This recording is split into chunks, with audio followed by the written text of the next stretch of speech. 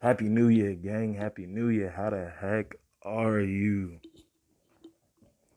It's your boy Phantom Fuego, bringing you the news, views, previews, and reviews with just a twist of his ghetto point of view. Oh man, things is crazy. But you know what? We here. We alive. We stronger than ever. Getting through the tough times.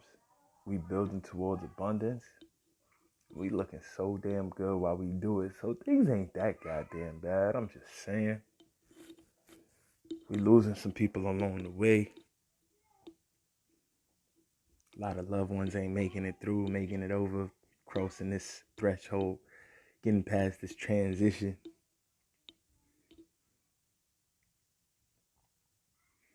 But those of us who have made it, those of us who will continue to make it, those of us who will continue to transition, those of us who will continue to level up and boss up, queen up, king up,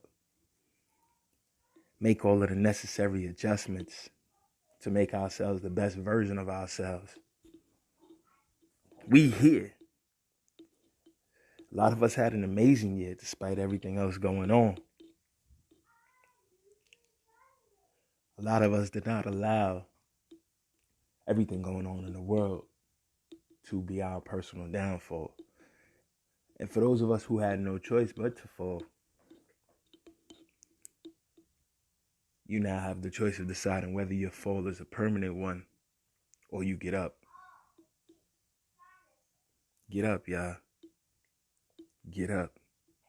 If you can't get up by yourself, let somebody lend you a hand. However you do it, get up. Keep fighting. Keep moving forward. Get up.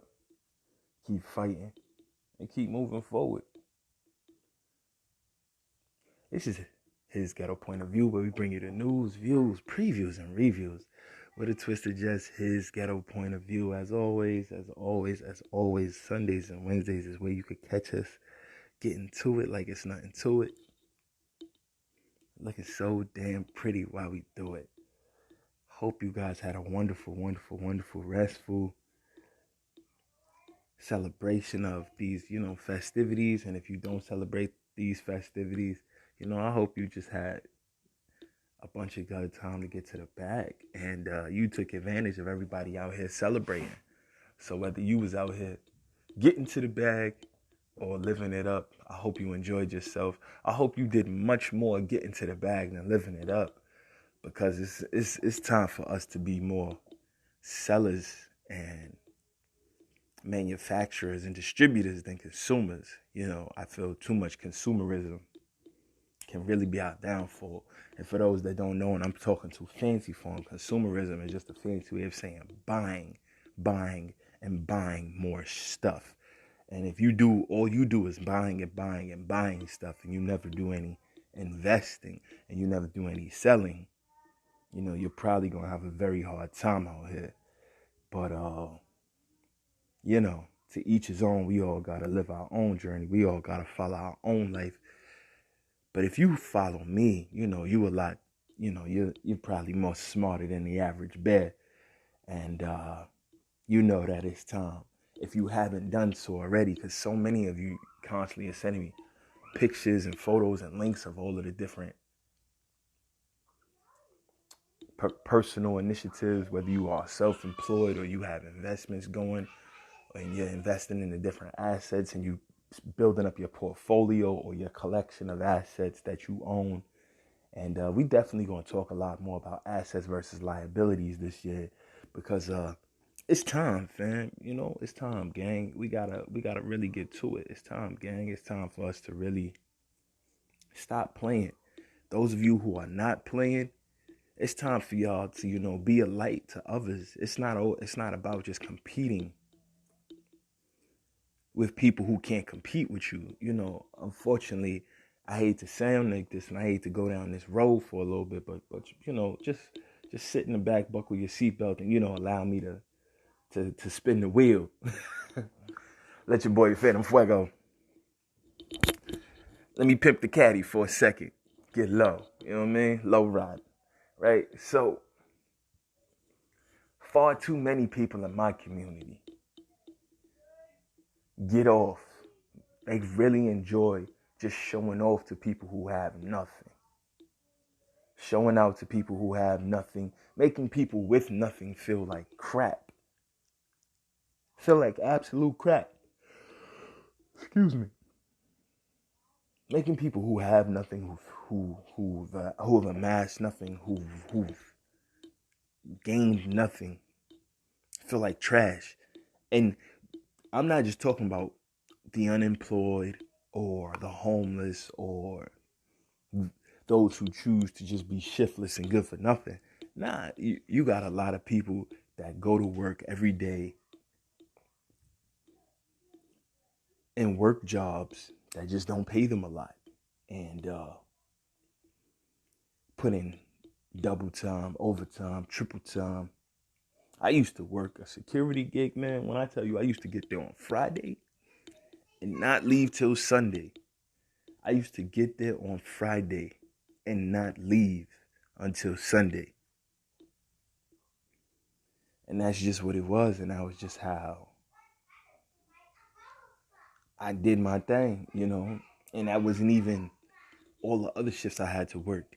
And what I didn't realize is I was just giving them a reason to not need other people at the thing, because me and my bro made it clear that we'll do the security for the whole. We'll just stay here. You know what I'm saying? Like, we was real good. We was instead of putting all that energy into hustling for ourselves, we was putting that energy into hustling for somebody else. And unfortunately, it didn't work out. You know, we put a lot of time and a lot of effort and a lot of years in. And while they got rich and they amassed wealth, you know, we got a paycheck every week for our time that we sacrificed in exchange for that, you know, $10, $10.50 an hour, whatever it was at the time. And I can't tell you what I did with none of that money. I didn't invest it. I didn't use it to buy assets. I didn't take it and flip it into things that would make me more money. I didn't use it to pay off debts. I didn't do anything financially intelligent with all of that money, with all of that time I sacrificed out my life, with all of the times I put myself in jeopardy to be in those situations, doing, you know, security in really intense, dangerous environments. I didn't take not one dime of that money and put it into anything that would stop me from having to go back out there and put myself in danger and jeopardy again the next weekend. And then on top of that, I was doing security at clubs, right? So I'm doing security at clubs, and I'm talking about I'm doing security at some swanky spots. I'm meeting a lot of people. I'm at Swiss Beats. I'm at Future, 2 Chainz.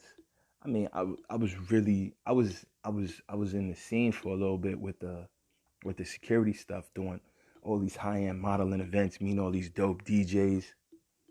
Anybody who follow me on IG and stuff, you've seen, like, when I've been at a lot of really dope movie shoots and modeling events, and people be like, yo, what he in the scene for? Why he in the scene? Why he in the scene? Yeah, we know he rap, but dang, we ain't know he was in the scene like that.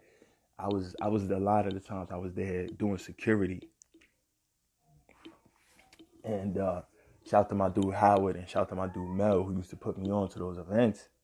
Um, yeah, it was definitely appreciated, but I didn't do anything smart with that money. Even when I had the dude Howard, who was like the head of the security firm, talking about, oh yeah, I take my bread and, you know, I've built me a home off in the Caribbean, because I think he was from like Brazil or Ecuador, some place dope like that, you know. And he was like, he still got family out there, so he, you know, he buys a lot of things out here in America and he's sending them back in you know, in the United States. And he's sending them back home. He'll ship them back down there. So when he's down there with his wife and his children, you know, he's having a good time. But because they didn't have the same, I guess, type of opportunities as we were having out here, in his mind, he felt the best way to get to the bag was come out here, build up this security firm. And I mean, he did it. He had, you know, he's amassed a very successful and lucrative security business. And then he took that money and he started He let his family start a little business back home on the islands, you know, and he showed me pictures, beautiful home, dope big screen TVs, flat screens, all the latest technology, beautiful chandeliers, water wall carpeting. I mean, just a very lush, beautiful home. The type of home you want your family to be raised in, the type of things you feel your kinfolk deserve. You know what I'm saying? And then on top of living in luxuriously like that, they started their own little restaurant out there. So, and he's financing them building up this empire, whatever all the ventures he was making with his business out here. So this is a brother who never showed me anything else but working for himself and then investing what he did for his fam. But I was young. I wasn't getting it. I was just in the mix. You know what I'm saying? I would be bouncing from one job to the next, one security gig to the next. Then I'm going to school at the same time. So I'm thinking, oh yeah, I don't care, whatever. And what should make you laugh and what should make you fall out your seat is, y'all know I got my bachelor's in business, right? I should get all my money back because you teaching me all this shit about business and hustling and this and that. But not one time are you teaching me how to really get to the bag. You know what I'm saying? And I had amazing teachers. Shout out to my teacher, Professor Prevo. This dude was a brilliant, brilliant accounting mind. And he tried to really teach us the importance of accounting. And my brain, I just was not, man, I just really was not in the right frame of mind when I was in college. When I was going my undergrad. When I started getting my master's, I had been out of college for a little bit. I was a little older. And at that point, to be honest with you, the point I'm at now, I was just tired of working the regular bullshit jobs. I was really tired of that. I was really tired of allowing people so much of my time and so much of my energy and so much of my effort for pennies. You know what I'm saying? So I really want to, luckily enough, I had teachers who liked me, who saw my potential, and enough of them gave me high enough grades where I was able to get my bachelor's, move on to a master's program. And you guys know I finished my master's, my MFA, which is, above a bachelor, a master, above a regular master's of fine arts. So they call that what they call a terminal degree. So I can actually, it's the highest level degree in my field, so I can take that and teach on a college campus. You know what I'm saying? So that's cool. But what I really should have been learning at school is, if I'm in business school, is how businesses truly run and operate. But I didn't have the right mindset, man. Like, I came from a very insane environment. I came from an environment that didn't emphasize the importance of ownership, of understanding business, of understanding balance and money, of understanding saving. I came from just spending, spending, spending, and being in a survival mindset. You know what I'm saying? So every dollar you spending it because you don't want nobody taking it from you. If you have things, at least you see where your money is, as opposed to taking your dollars and letting them things work for you, taking them and putting them into, and at least if you want to put them into things, put them into things that will grow. You know what I'm saying? Far too often, just not knowing. Put my money into clothes, nice shoes, nice hats. You know what I'm saying? Buying what was cool at the time, partying a lot. You know what I'm saying? Smoking a lot of really nasty weed. when I think of all the good medical cannabis I can get my hands on now. Like, just irresponsible behavior, man. Just very irresponsible behavior. And the people I blame for it is my elders, because none of them took a moment to be like, hey, invest. Hey, take some of this money you're getting and don't just save it, because, a lot of the elders would be like, oh yeah, just save for a rainy day, save for a rainy day. but let the money invest, grow, flip it. Like I've been working jobs since I was like 13, 14 years old. Before that, I used to be bagging groceries. You know what I'm saying? I've always had people around me that told me, yo, get out there and hustle, get out there and get to it. But never told me what to do with that money that I sacrificed my time for. So I wouldn't have to keep sacrificing my time. It was just, yeah, just keep getting out there and getting to it and keep working hard. Like that message starts to fall on deaf ears after a while. You know what I'm saying? Because you feel like, damn, you're not getting anything out of this experience. But long and short of it is, because I could really get into a deep conversation about what made me really get serious in school. Um, but yeah, we'll save that for another day. But the long and short of it is, far too many people in our community get to the bag, get money, working these hard jobs, and they don't understand that that's not something that's gonna last forever. So you might be doing construction, let's say randomly, or was doing security like me, and I was also a fire guard for those who know what that means, or or those who may know what fire safety directors are. I was eventually pushing to becoming one of those. Because a lot of corporate buildings, especially in cities, they need people who understand how the fire systems work. So in addition to being a security guard, you can be what's known as a fire guard or a fire safety guard. So you understand the sprinkler systems, you understand the water piping units, you understand all those things. You literally have to go down to the fire departments in your city or your state and take tests to get licenses to regulate you for these things. So I'm taking all these tests, getting all these licenses. So, the money I'm starting to make is going up a little bit. Still nobody around me. Yo, you should invest in Wall Street, man. You should invest in stocks. You should invest in bonds. You should invest in mutual funds. You should invest in government bonds. You should invest in real estate, man. You should open up your own business. Yo, you really you doing a lot of these on top of doing all of the security stuff. I was doing a lot of sales jobs and sales stuff. Um and so it was like, yo, you really, you got this gift of gab. Because I used to be out here selling people credit cards, all type of stuff, different companies. I told y'all when I used to work for MBNA, and people thought I worked for the for NBA. So listen, man, I've had quite an experience. But even working with financial companies like that, not one time am I being told, yo, here's how you can become your own boss. Here's how you can make it so you never have to work again. Here's how you can make it so, yeah, even if you work so you're 40, 30 or 40, you'll be able to retire at 30 or 40. And, you can make it so your kids never have to work. You can start to transfer over generational. You can transfer wealth to the next generation. You can transfer assets to the next generation. Stuff that you really own that makes money that they now can continue to hold and own and continue to make money. You know what I mean? Stashing the assets and living off the interest of the assets. None of these game was being kicked to me, man. None of it. None of it.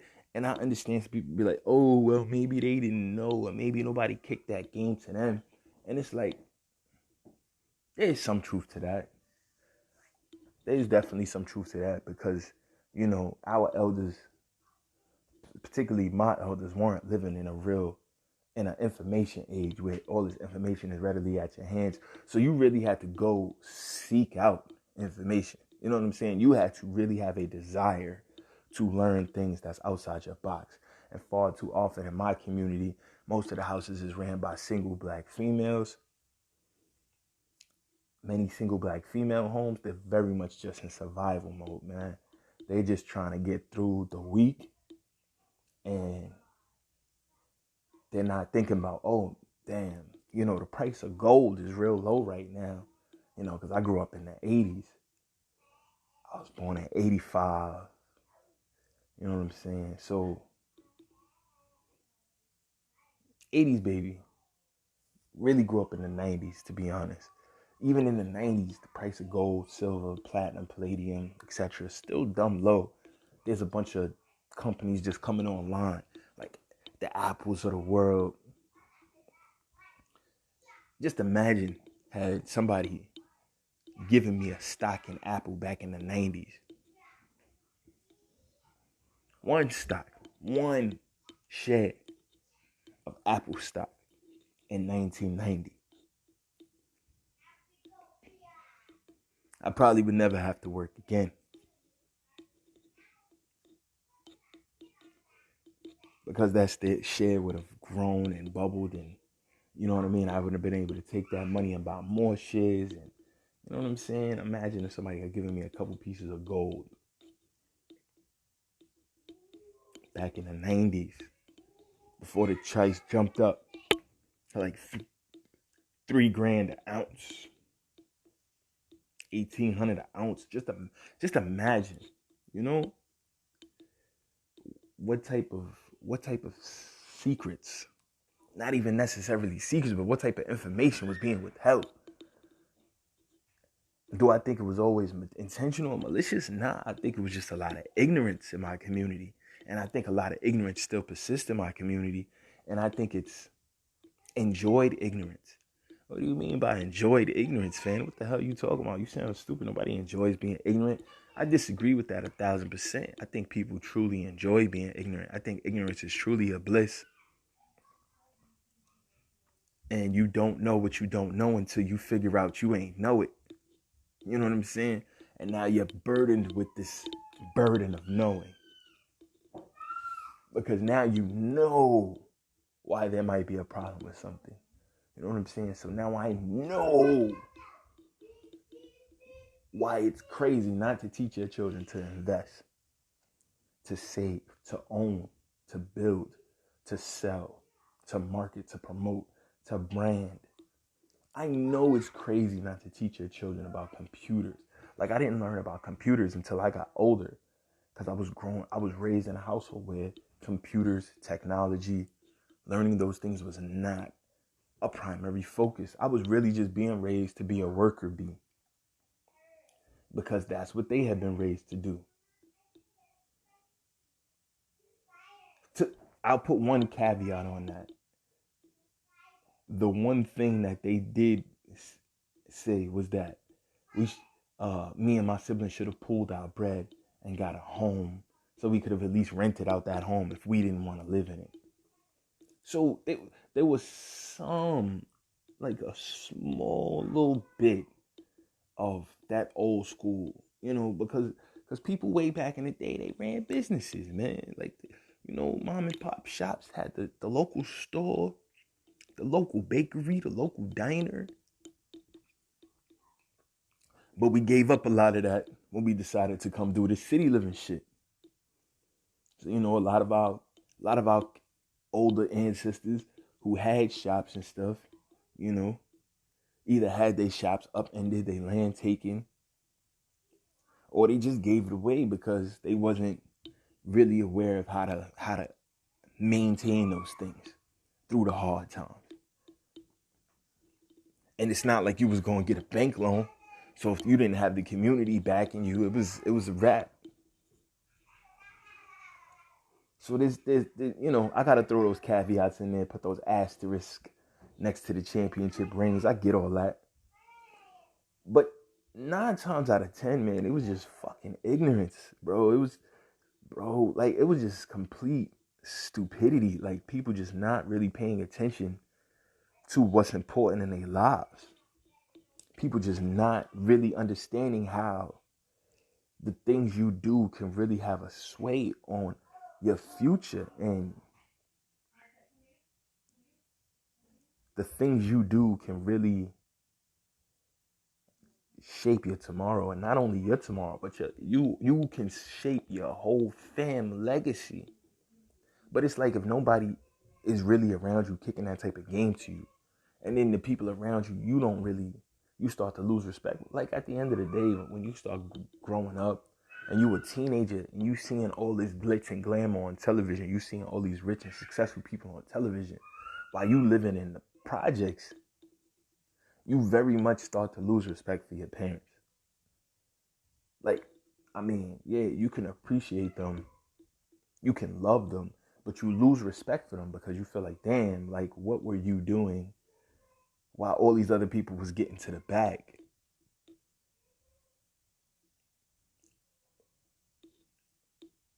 And I've had these conversations with my family.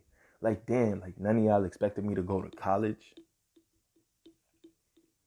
None of y'all expected me to be anything in life. And they be like, oh, well, damn, that's a good question. That's a good question. Nigga, what the fuck is you talking about? That was a good question. Oh, we need to talk about that. That's a very good question. Like, yo, like,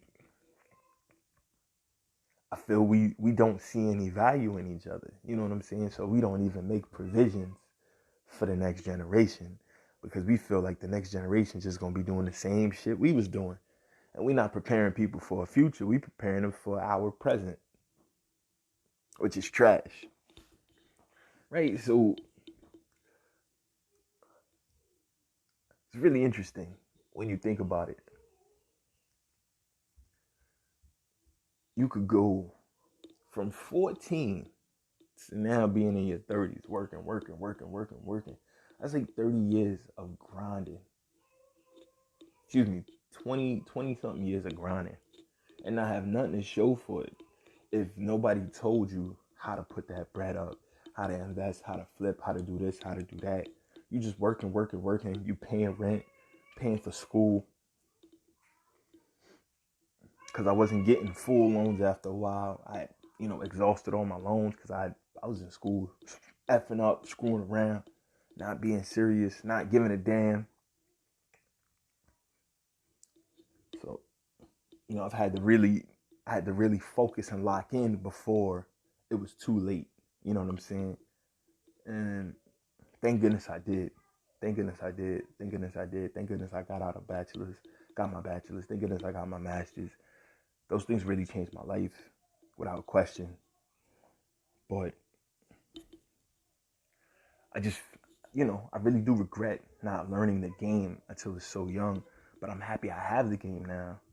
I mean, till I got older. But I'm happy I have the game now because now I'm going to change the legacy of the fam. I'm going to be the one to be like, yo, we're not doing this way no more.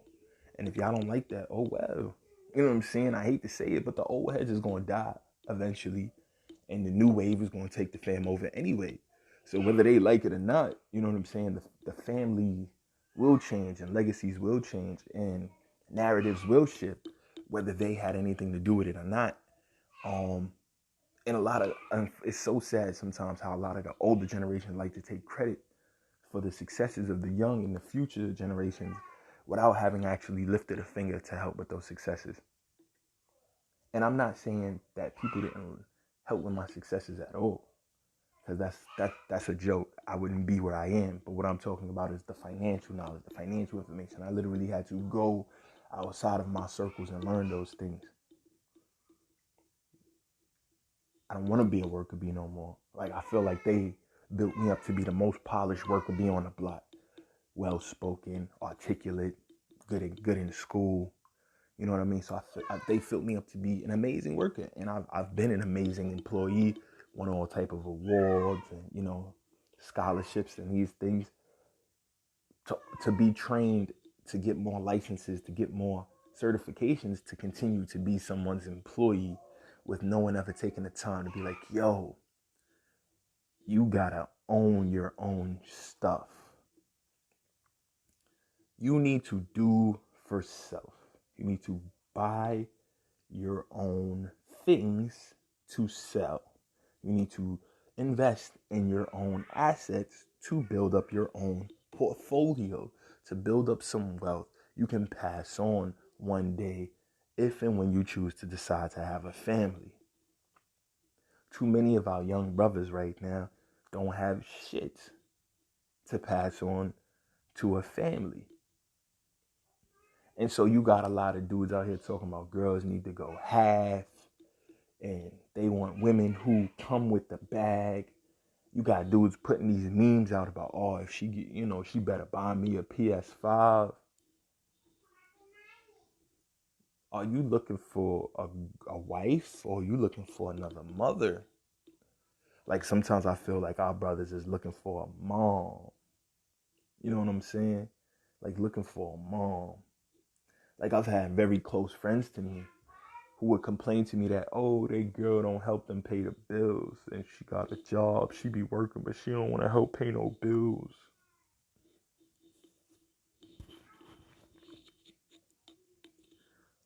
What are you talking about, bro? Now y'all could say, oh, you old school, Phantom. You know, a lot of people can't afford that, But again, it's the mindset. Did your family set you up to have businesses? Did your family set you up to have assets? Because if you've been out there working since you was 12, 13 years old, getting little summer yummies, and for those who don't know what a summer yummy is, that's like a summer youth job, summer youth program. You've been working the summer yummies. You've been working in the corner store bagging groceries, making tips, doing that.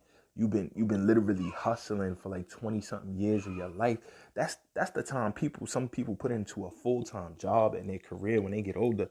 So you telling me you hustled for 20 something years and no one said, yo, bro, take some of that money, put it into the stock market. Take some of that money and get investments. Take some of that money and buy assets. Take some of that money and look into some land you can buy. Or you like cars? Maybe go to the auctions and learn how to flip cars. There's so many ways to get to the bag. So many ways to start letting your money work for you, start letting your money grow. And if nobody takes the time to put that into your ear, to put that's even a possibility into your mind, they're just setting you up to be a worker for life and to be in debt for life. They're setting you up to be a slave forever. And if that's all they know, that's all they know, that's cool. But that's tragic that that's all they know, man. And there was a time where you could have a decent life just being a worker for somebody. I'm I'm lying, and I don't feel that ever was. I feel that there are people that have had amazing jobs, but they also had dope portfolios, 401ks, stocks, bonds, mutual funds, and investments. So yeah, they had their job and they was making their salary. They didn't want to be a boss or an owner. They didn't want those headaches. They liked leaving that headache for somebody else, but they made sure that they were developing a portfolio and they were having something to pass on. It wasn't until I started working, I was almost finished school. I started working at a Best Buy. I became like the Apple specialist at the Best Buy. That I met my managers. Shout to Manny and Pedro. You know what I'm saying? Shout to Manny and Pedro and Kenny too. You know what I'm saying? Kenny Chin Young. You know what I mean? That was my dude. But anyway, shout to Manny, Pedro, and Kenny. You know what I'm saying? For really holding it down. Even shout to Marv. You know what I'm saying? Me and Marv, we had some differences, but it was really because I was just out there hungry, starving, and young, and now I got kids in the world, and I had no way to take care of them, and I was out here doing some things that you're gonna have to wait for the ABC special to hear about, just to try to take care of the fam. But while I'm working a job, while I'm moonlighting doing security, while I'm busting my ass, now starting to be able to audio engineer for people, and I'm literally working like 3, 4, and 5 jobs, but it wasn't able to make ends meet. You know what I'm saying? And no one told me, bro, the price of ends meeting goes up every year. There's a thing called livable wages and cost of living, and the cost of living is going up way more every year than wages was going up. Wages in the New York area were very flat for an extremely long period of time. They actually have this thing now called the race to 15, where it's like, oh, they're gonna pay everybody in New York area $15 an hour. So the city itself is getting $15 an hour, but the other areas around it, they just got low incremental raises to like 12, Long Island, Staten Island, what have you. And that's trash money, man. But it's like, if you doing unskilled labor, which a lot of these jobs, I don't mean to say it, I don't want it to sound negative, but it kind of is. Like, if you just work at a McDonald's, or you just work at a Foot Locker, you just work at a clothing store, you just work, you're just an employee at a pharmacy. There's nothing wrong with those jobs, but at the end of the day, those jobs don't really pay the bills. Like if you think about it, just using New York City as an example, like the average apartment out here is like $2,000, $3,000 a month. $2,000, $3,000 a month. Unless you live in like some subsidized housing with some Section 8 or whatever, and even then it might be hard to afford. You know what I'm saying? So let's say your apartment is like 1,000. Let's really drop it down low. Let's say you pay $1,000 a month for your apartment, right? But you making $15 an hour at your job. So that's like $600 a week before taxes. If you get to work 40 hours, because a lot of these jobs won't even give you the 40 hours a week. Let's say you get 30 hours a week, right? So you getting 300, boom. Because they don't care. They be like, all right, you want us to pay them more? Sure, they got to work less. A company's going to figure out a way to keep its profit margins up. And you as the worker feel like, damn, that's not fair. I need more hours. I need more of this. I need more of that. So you going to go get you a second job, a third job. You going to figure out some things. You know what I'm saying? You got girls doing the OnlyFans shit now. All of that. But it's like, did anybody tell them girls, yo, just invest in some assets. Just buy some stocks. You ain't got to do that. If you like to do that, God bless you. But if you're doing that because you feel that there's no other way for you to invest your bread, there's other options out here for you. You know what I'm saying? So I say all that to say, I get on this long tangent to say, damn, so many people don't really have the game. I don't know if y'all recall the story I gave out last week about the young lady who's a paramedic who AOC, Alexandria Ocasio-Cortez, said, oh, the bigger issue is that, our medics, our paramedics, need more than one job to survive. Now, I got into the whole, $25 an hour is not rich, but it's not poor for a young 20-something-year-old lady who probably doesn't have any kids or a family to take care of. And if she does have a family or kids to take care of, there's a lot of people out here in New York City and the surrounding areas, New York, New Jersey, Connecticut, Westchester, going upstate to Binghamton, Albany, New Paltz, etc., who would love to work for $25 an hour and would not have an OnlyFans or anything else to offend the conservative brand that they've decided to be an employee of. And they would make that $25 an hour work however they could. So I'm not saying that she was rich, but what I am saying is that she was far from poor. She was middle class, literally the definition of middle class. And she could have, like she did, took more licenses to get up. That seems like that would have been the path for her to continue to bring in more capital, is to continue to learn more skills in her field to be able to demand even more money, maybe $30, maybe $35 an hour. You know what I'm saying? Still not the greatest amount of bread, but goddamn, way more than a lot of people make. Period. People with degrees out here not making that bread sometimes. Unfortunately, sad as fuck. Which is why I feel it's nothing but ownership now. You know what I'm saying? But it took me a while to get here. I'm very happy I am here. But I'm just giving y'all the background on how so much time can be wasted in a person's life not knowing the true game and the science. It's all about owning. It's all about branding. It's all about having assets and building up wealth. And anybody who doesn't understand what an asset is, I've said it 1,000 times. For those that don't know, an asset is something you own that you don't owe any debt to. Like your assets are the things that you own that you are not in debt for owning. And when you take your assets and subtract them from your liabilities, which are the things you still may own or the things you're in debt for having, like that new PS5, if you swipe that on your credit card, that is a liability. That's a debt. Your car, a lot of times your car is a liability. You know what I'm saying? Yeah, your house is even a liability because it's a place you own that you may not ever make any bread on. I was just watching a video clip on Kevin Durant's Oklahoma City house.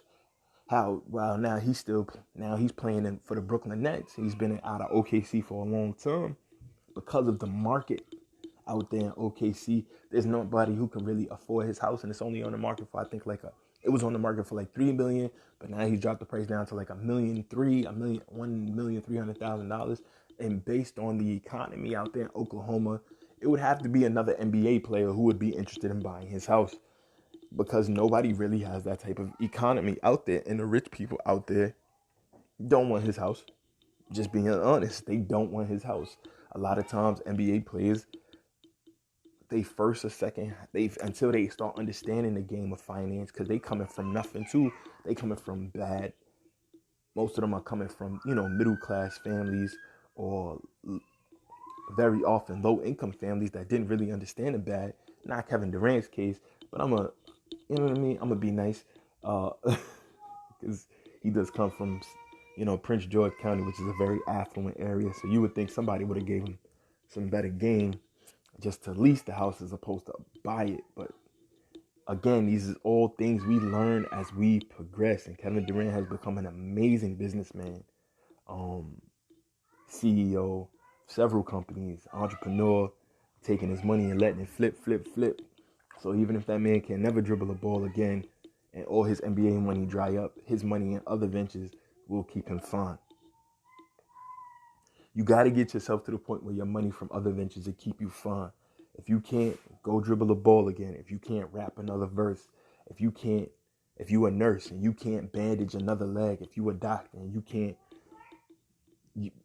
listen to another heartbeat or give another kid another shot, or, if you a teacher and you can't write out another lesson or teach another class, if you are, whatever you do, if you're a bartender, you can't flip drinks no more. A barber, you can't cut hair no more. You got, carpal tunnels now. You've been doing it for 30, 40 years. Did you open up some shops? Are you now a owner and a manager of owner and operator of a bunch of shops? And do you have people now renting chairs from you? Like, how did you turn that thing that you love and your passion into a legacy that you can leave for your family?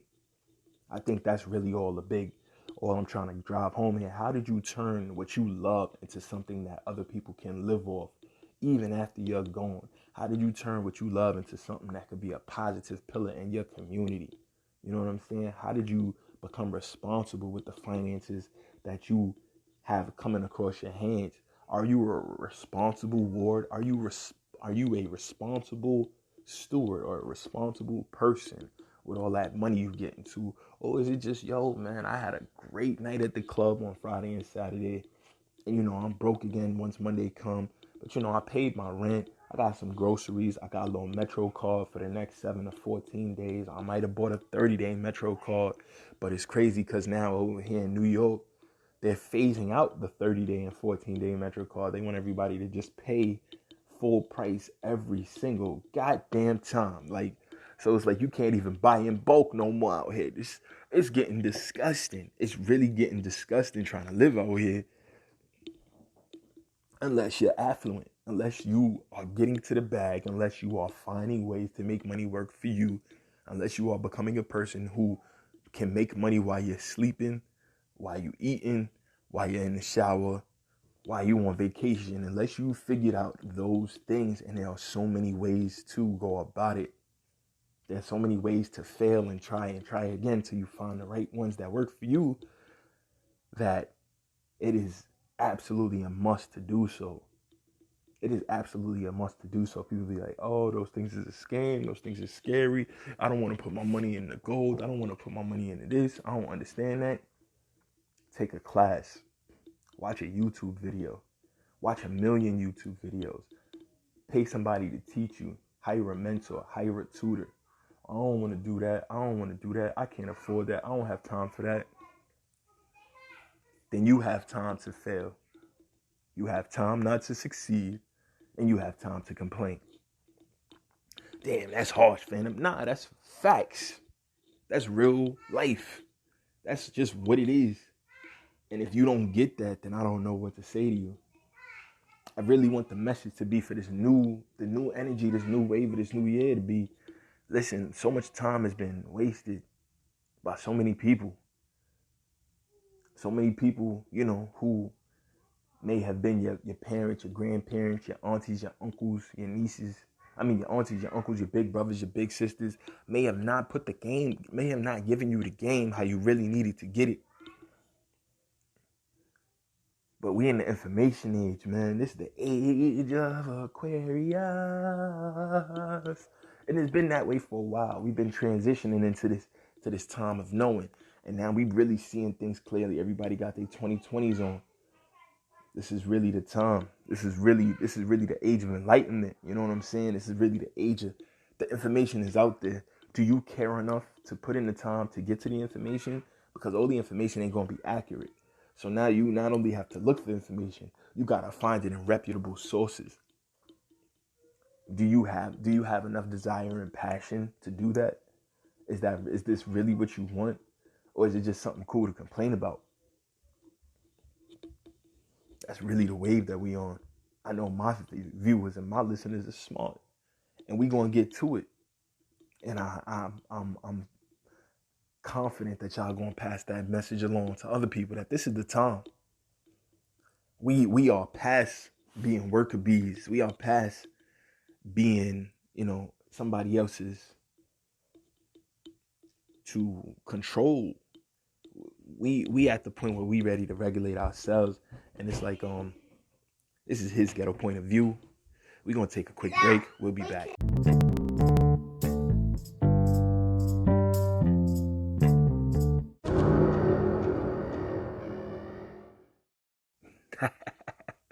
Yeah, so we're gonna keep today's show really short and sweet, guys.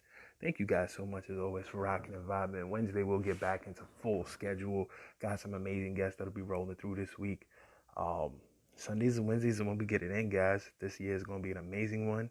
You guys are awesome. I so much appreciate it. Enjoy the day. It's your boy Phantom Fuego. His ghetto point of view at gmail.com is where you get at us. His ghetto point of view at gmail.com. Peace.